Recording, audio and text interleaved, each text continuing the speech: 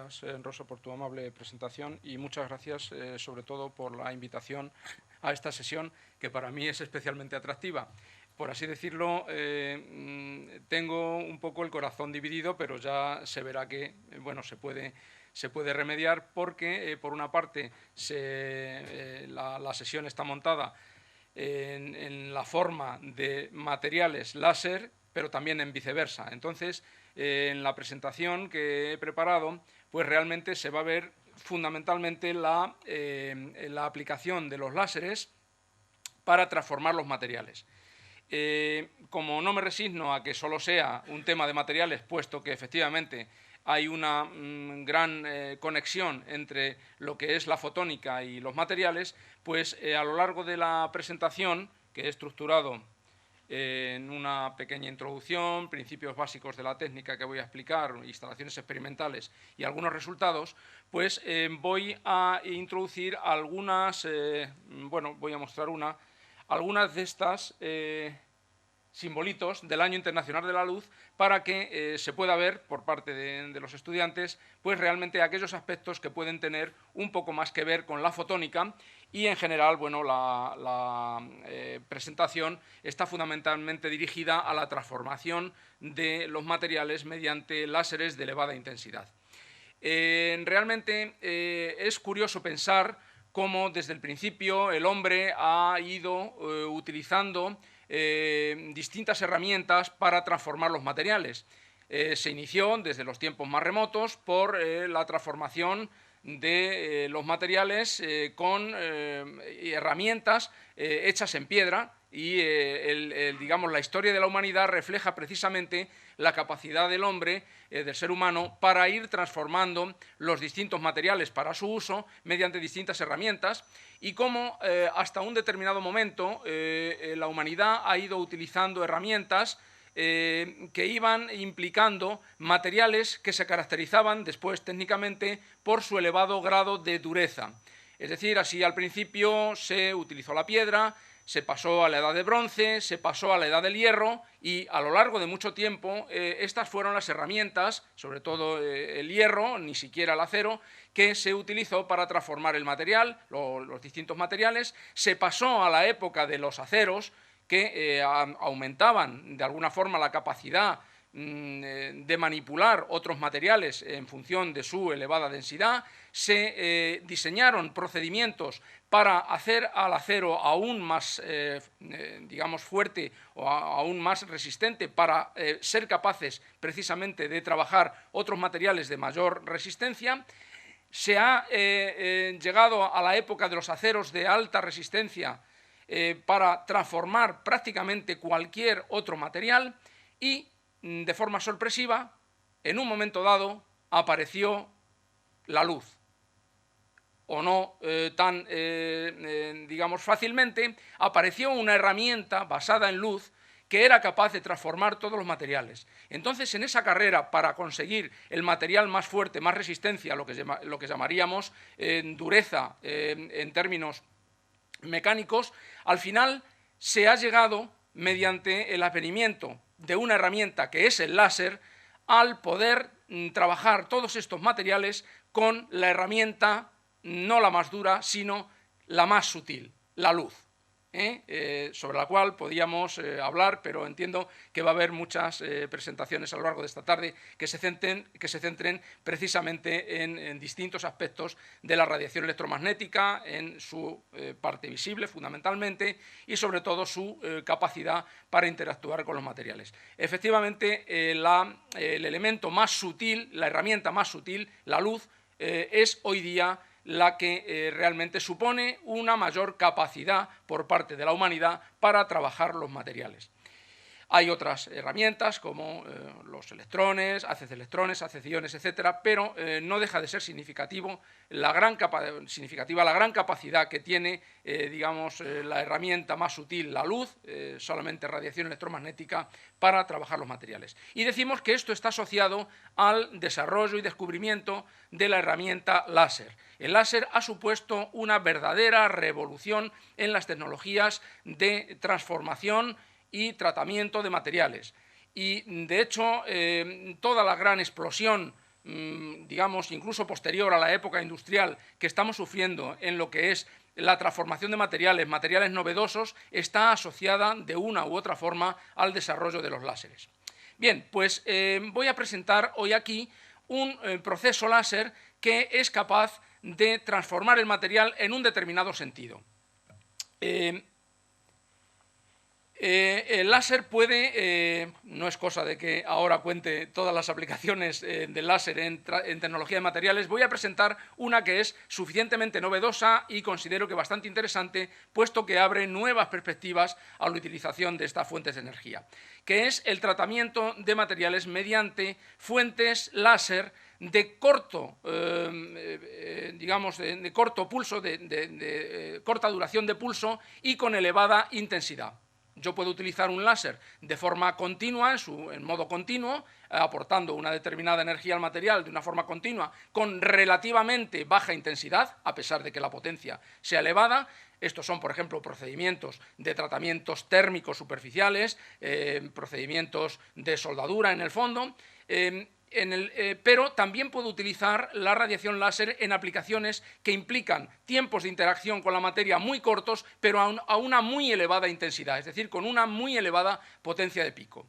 Entonces, cuando yo actúo con la materia a esas elevadas intensidades, yo soy capaz de producir no solamente calentamientos en la materia, sino transformaciones mucho más profundas, transformaciones que implican incluso la vaporización, implican la ionización del material, es decir, la formación de un estado de plasma, y ese estado de plasma, controlándolo, es capaz de producir unos efectos importantes dentro del material, puesto que estamos a unas energías, a unas densidades de energía que son capaces de influir sobre la naturaleza más íntima de los materiales, transformando su microestructura y transformando sus propiedades mecánicas. Entonces yo voy a hablar precisamente de esa aplicación, de esa técnica que se ha desarrollado con ayuda de la disponibilidad de estos láseres de elevada intensidad y corto periodo de tiempo de interacción, que es la tecnología de tratamiento de materiales mediante ondas de choque generadas por láser. Es un poco largo,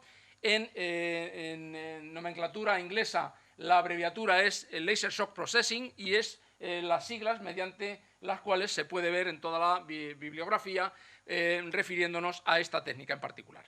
Bien, entonces esta técnica, como veremos, es una técnica que no es ni tan siquiera muy novedosa, digamos, en sus aplicaciones, en sus fundamentos, pero sí es muy novedosa en cuanto a sus aplicaciones, puesto que se ha visto, y de hecho nuestra investigación está contribuyendo también a esto, un importante número de aplicaciones en los cuales la tecnología puede aplicarse. La tecnología se empezó a desarrollar en los años 1970 en Estados Unidos, en un programa de aplicaciones militares fundamentalmente, pero no existían en aquel momento fuentes láser de esa elevada densidad de potencia que necesitamos. Entonces, con el advenimiento, con el desarrollo de nuevas fuentes láser de mayores potencias de pico y tiempos más cortos, ha habido un reflorecer de la tecnología y un florecer de la investigación en el sentido de ver nuevas aplicaciones.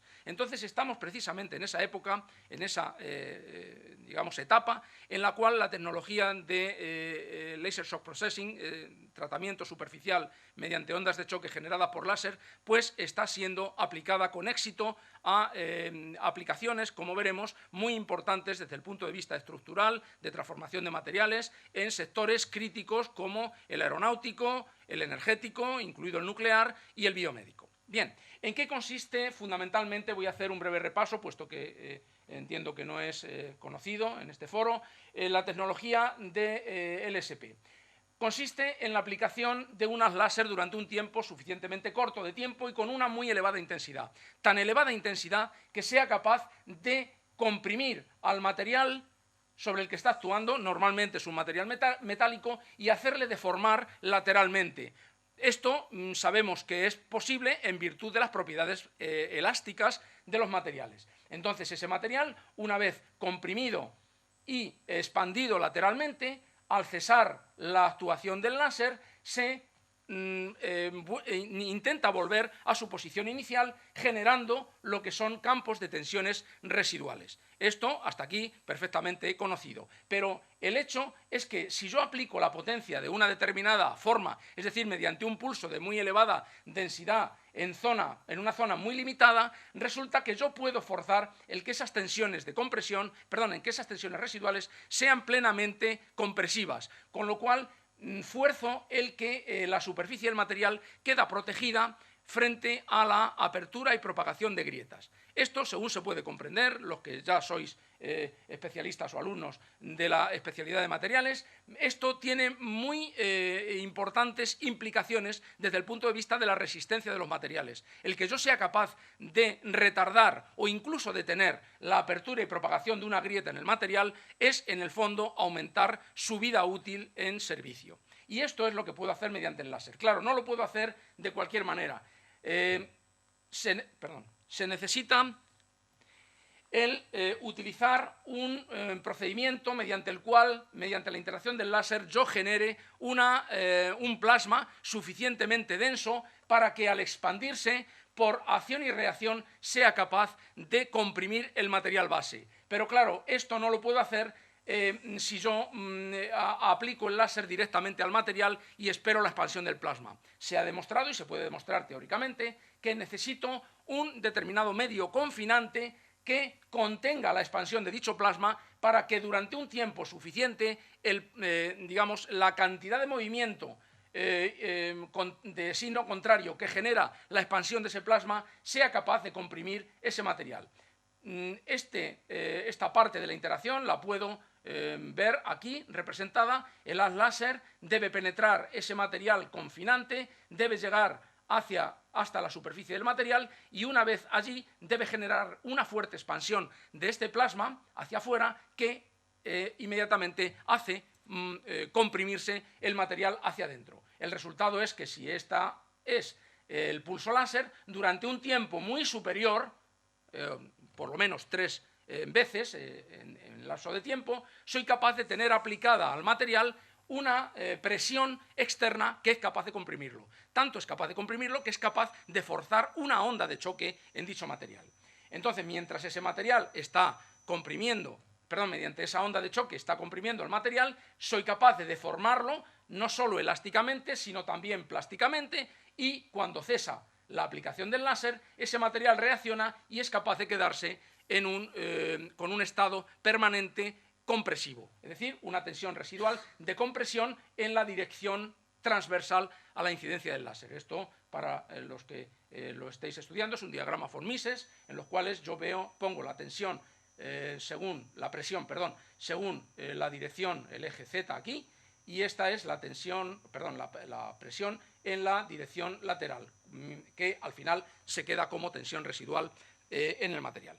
Bien, entonces, el resultado de todo ello es que yo induzco una onda de presión suficientemente intensa, que es una onda de choque que tiene un comportamiento en el material de deformación elástica, que es toda este precursor elástico, pero también una parte de deformación plástica. Y esa parte de deformación plástica es la que genera una deformación permanente cuando se retira la excitación del láser y es capaz de generar una tensión residual permanente de compresión. Entonces, todo esto, si después yo lo analizo mediante medida de tensiones residuales, observo que el material en su superficie está comprimido y ese campo de tensiones de compresión llega hasta una profundidad cercana a 1 milímetro, lo cual es un logro desde el punto de vista tecnológico. Hay tecnologías competitivas, con esta que estamos poniendo aquí, que es la que seguramente muchos conocéis, que es shot pinning, es decir, perdigoneado,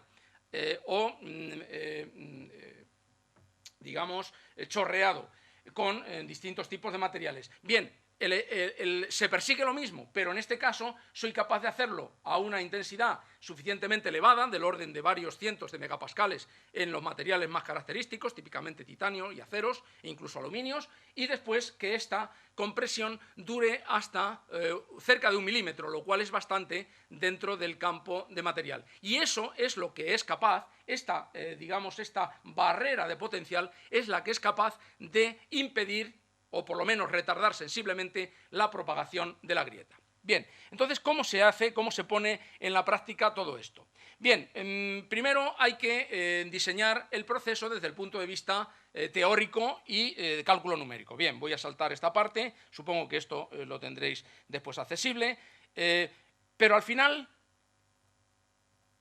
¿en qué consiste el procedimiento? Pues consiste en atacar mediante el láser al material mediante ese, digamos,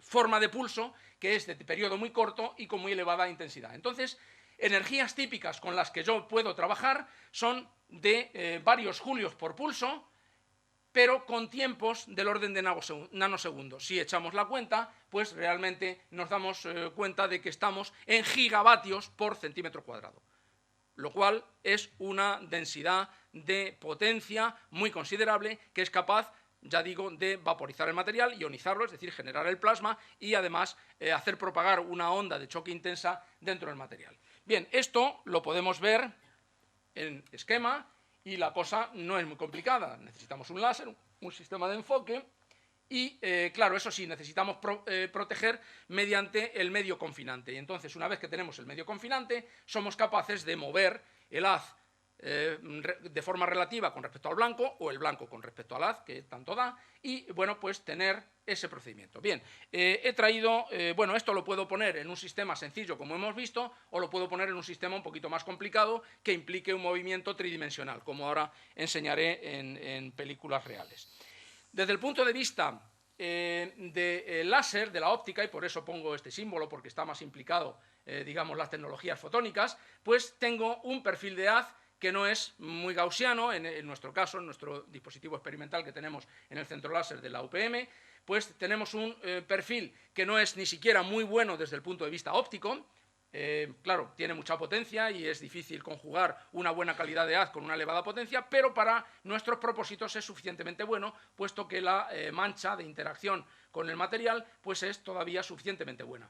Entonces, ese pulso láser puede tener, no se ve muy bien aquí, pero puede tener del orden de 9-10 nanosegundos de anchura de pulso y entonces en esas condiciones puedo tener una energía superior a 2 julios en infrarrojo o alrededor de 1 julio en el segundo armónico, en verde en este caso. Entonces, realmente, en esas condiciones soy capaz de producir, de dar lugar al proceso. Bien, esto es el caso real y se ve ahí la interacción de lo que es el láser con la materia. Estamos ahora mismo en esta zona en un régimen de calentamiento, pero ahora vamos a oír un ruido mucho más intenso que son ondas de choque reales que se han captado en el material. Aquí vemos una probeta para ensayo, que es la que vamos a tratar, y en este momento empieza el tratamiento en sí. Hemos tenido un precalentamiento de lo que es la fuente láser y en un momento dado se ve cómo hay un movimiento relativo entre la pieza y el haz láser, que en este caso tenemos fijo, y estamos produciendo un tratamiento en esta zona que después hemos demostrado, y bueno, de hecho lo veremos, que hemos aumentado casi por 3 la vida en fatiga de este componente. Bien, si lo queremos hacer mediante un sistema robotizado, mismo procedimiento, no es conceptualmente muy distinto, solo que en este caso podemos mover, mediante este robot, podemos orientar la pieza no solo en 2 dimensiones, sino en todo el conjunto de direcciones del espacio. Bien, ahí estamos tratando otro componente y así vamos progresando. Bien, ¿qué es importante desde el punto de vista del desarrollo del proceso? ¿Qué es lo que a nosotros nos ha costado más esfuerzo desde el punto de vista de desarrollo del proceso? Nos ha costado el saber qué es lo que estaba pasando en el plasma que yo genero. Es decir, el que conoce la dinámica del plasma que se genera es capaz de controlar el proceso, y solo en ese caso.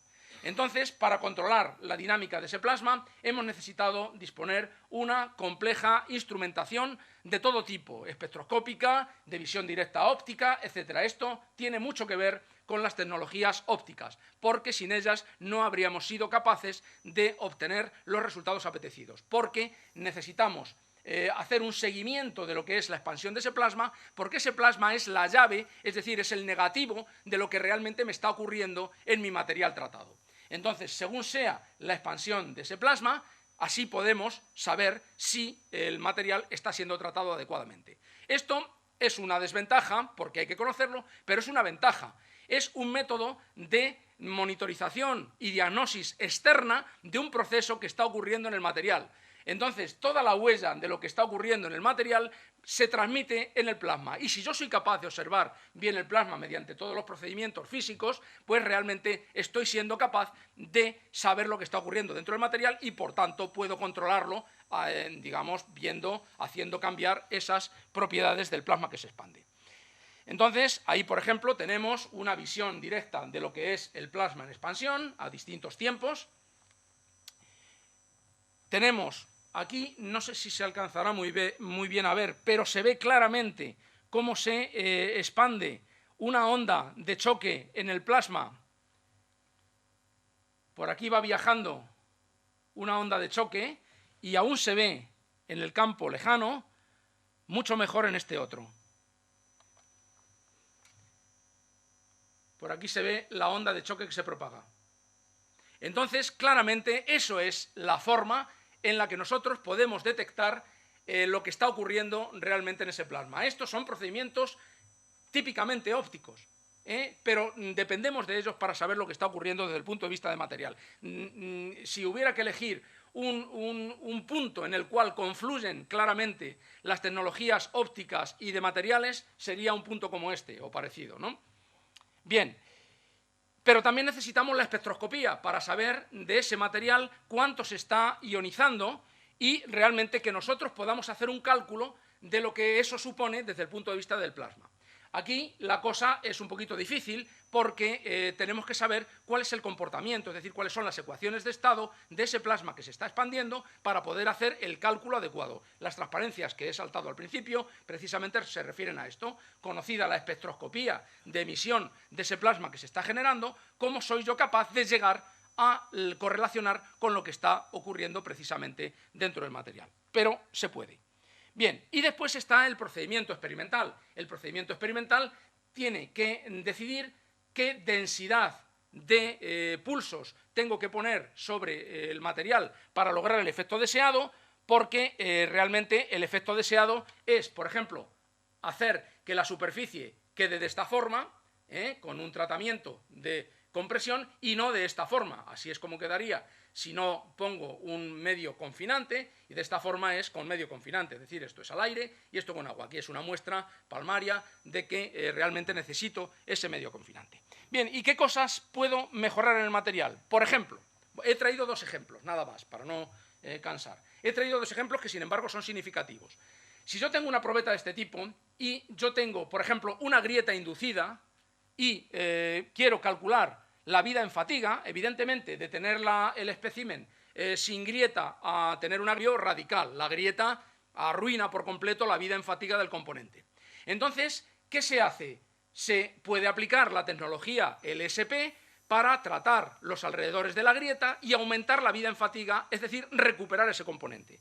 Entonces, aquí se ve, mediante los cálculos numéricos que somos capaces de hacer, cómo somos capaces de inducir tensiones residuales de compresión precisamente en el punto crítico de propagación de la grieta, mediante un tratamiento de pulsos apilados unos encima de otros, de manera que toda esta zona esté cubierta por el tratamiento. Entonces, se ve aquí una perspectiva de cómo voy induciendo tensiones residuales de compresión en la zona cercana a la grieta y, finalmente, tengo que tomar una estrategia de barrido para ver cómo supero la grieta. Puedo hacer un barrido de esta manera, puedo hacer barrido solo en los extremos, dado que las grietas comienzan por los extremos, o puedo hacer un barrido optimizado. El barrido optimizado, ¿cómo lo deduzco? Del cálculo. Del cálculo yo sé predecir cuál va a ser el mejor tipo de barrido. Bueno, pues de esa forma lo hago. Aquí tenemos los tres especímenes como ejemplo y, efectivamente, el primer barrido me da unas tensiones residuales muy buenas en una parte del espécimen, pero muy malas en otra. Si trato solamente los extremos, pues sí, tengo buenas partes cerca de los extremos, pero no en los extremos propiamente dichos, y la grieta se empieza a abrir de todas formas, mientras que si hago un tratamiento por ejemplo, en este caso, que es sencillito, del centro a los extremos, pues obtengo el máximo de tensión residual en el centro, donde no hay peligro, y sin embargo los extremos están protegidos. Esto, si analizo la vida en fatiga, observo que de no tener tratado el material, es decir, una vez que está con la grieta, a tenerlo tratado según esta última opción, pues prácticamente triplico la vida en fatiga. Luego, esta es una aplicación típica en desarrollo de materiales. Más cosas. ¿Qué puedo hacer? Pues puedo tratar materiales, en este caso es un acero de centrales nucleares. Entonces, en este caso, ¿cuál es el problema? Es el problema que los tratamientos térmicos usuales que se conocen, al trabajar el material en condiciones de alta temperatura, se revienen. Es decir, la eficacia de los tratamientos térmicos, los que sois especialistas en materiales lo conocéis, a determinadas temperaturas se pierden.